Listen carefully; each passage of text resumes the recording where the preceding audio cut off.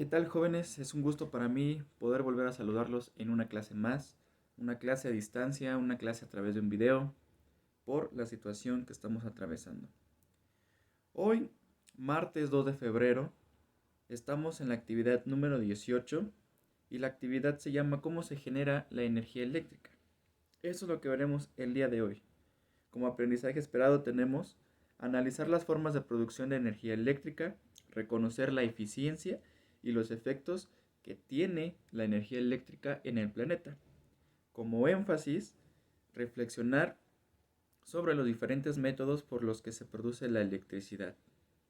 Bien, sin tanto protocolo de iniciación de esta clase, vamos a explicar qué es la energía eléctrica. La energía eléctrica se compone por electrones y por protones, ¿sí? Que son partículas diminutas que pueden tener carga positiva o carga negativa. La energía eléctrica es esa mezcla de todas esas partículas. Ahora, por otro lado, hemos escuchado mucho en electricidad la palabra o el concepto de corriente eléctrica. La corriente eléctrica viaja a través de cables o ductos en donde puede pasar libremente el flujo de electrones o protones. En este caso, imaginemos que es una botella de agua y la botella de agua es la energía eléctrica, pero todos esos puntitos que ven ahí son todas esas partículas diminutas que conforman a la electricidad, que ya dijimos que se llaman protones y electrones. Cada uno de estos puntos tiene cierta carga positiva o negativa. Y esto es lo que sucede en una carga eléctrica, en un flujo de carga eléctrica.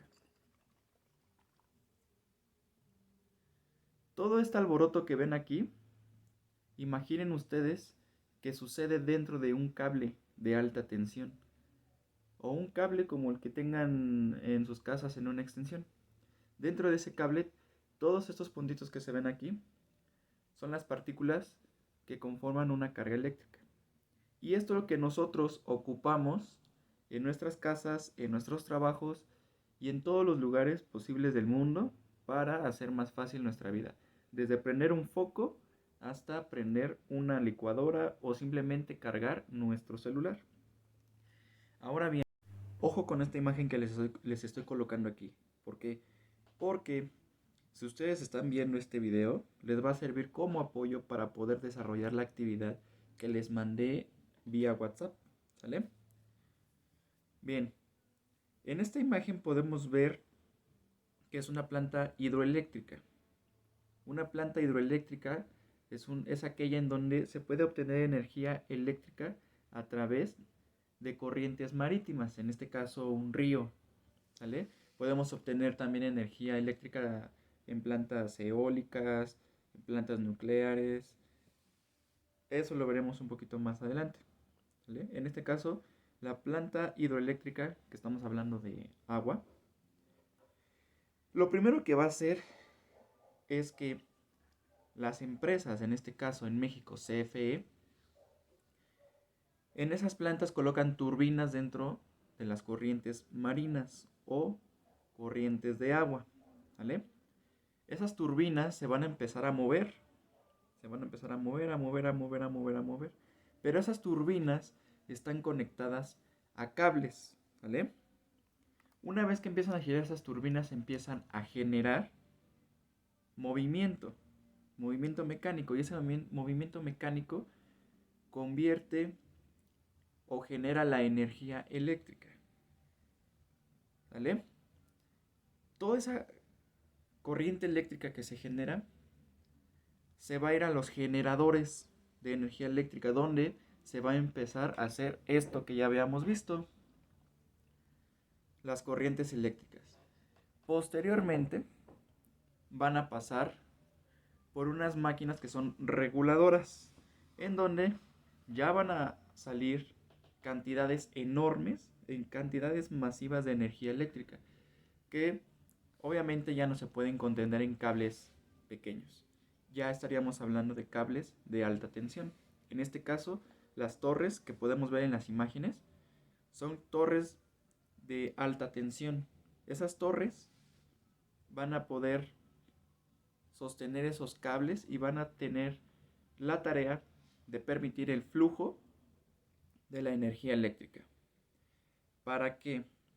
Para que toda esa energía en cantidades enormes llegue a otra planta o llegue a los transformadores de la empresa, en este caso CFE.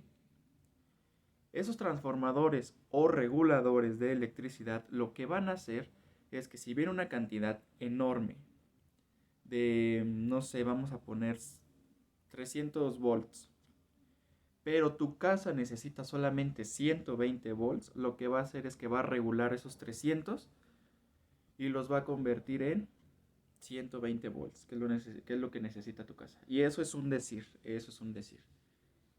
Porque, pues para un edificio se necesita cierta cantidad, para una casa cierta cantidad, para nuestra escuela cierta cantidad de energía, que no podemos ocupar los 300 volts de trancazo. ¿Qué pasaría si no sucediera todo este proceso? Pues descompondríamos celulares, nuestras casas se incendiarían por el alto voltaje, infinidad de cosas y accidentes pasarían, ¿sí? Por eso es importante saber cómo se genera y cómo es que se puede modular y se puede comercializar la energía eléctrica y saber qué impacto tiene tanto para nuestra vida como para el planeta, ¿sí? Para finalizar, pues llegamos a la parte de la comercialización, en donde las empresas empiezan a regular la energía, empiezan a medir la energía y empiezan a cobrarte respecto al consumo que tú tengas. ¿Por qué se hace esto de regular?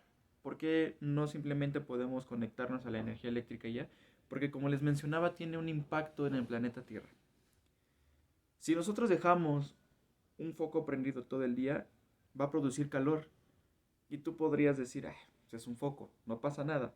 Claro que pasa algo, porque de ese foco, de esa casa, ya está generando cierto o cierta cantidad de calor. Ahora, imagina que este foco está prendido en 10 casas más.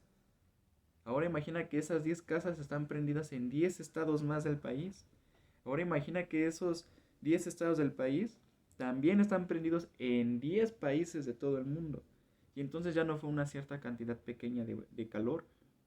Ya estamos generando calor y calor y calor y calor y desperdicio de energía que va a ir a impactar a nuestra atmósfera. Y por lo tanto afecta en los cambios climáticos, al calentamiento global o simplemente la atmósfera de la Tierra se empieza a gritar. Entonces, pues hasta aquí la clase del día de hoy, la breve explicación del día de hoy. Espero que les ayude a poder armar su esquema en la actividad que les mandé. Espero que esto les haya aclarado las dudas también que pudieran surgir. Y sobre todo, espero que les haya servido de apoyo para comprender mejor la clase. Bien, me despido. Soy el profesor José Antonio Barragán Rivera, maestro de la STI. Hasta luego, buen día y nos vemos en la próxima.